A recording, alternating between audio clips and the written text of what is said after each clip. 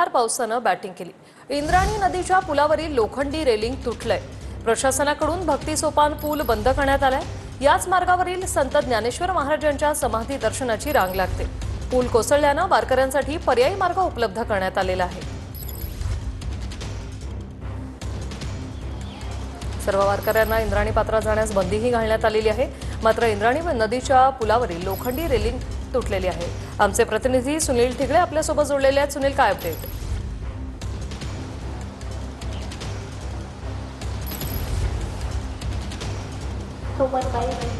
नक्कीच आपण पाहिलं की रात्रीपासून सध्या जोरदार पाऊस सुरू आहे आणि त्याच अनुषंगाने आज संत ज्ञानेश्वर महाराजांचं पालखी प्रस्थान होणार आहे आणि यासाठी वारकरी मोठ्या संख्येने आळंदी नगरीमध्ये दाखल झालेत आणि याच अनुषंगाने सध्या जो पाऊस सुरू आहे त्या पावसामुळे जो भक्ती सोपान पूल आहे, जो मार्ग सध्या जो पालखी ज्या ठिकाणी आहे त्या ठिकाणी खरं तर दर्शनासाठी जात असतात, मात्र हा जो पूल आहे पूर्णतः पाण्याखाली गेलेला पाहायला मिळतो। त्यासोबत त्याचे जे रेलिंग आहेत ते संपूर्णतः तुटलेले पाहायला मिळतात। एकूणच रात्रीपासून मोठ्या प्रमाणामध्ये मुसळधार पाऊस पडतोय आणि याचमुळे इंद्रायणी नदी आहे ती पूर्णतः पूरस्थिती झालेली आपल्याला पाहायला मिळते। निश्चित, धन्यवाद तुम्ही दिलेल्या या माहितीसाठी।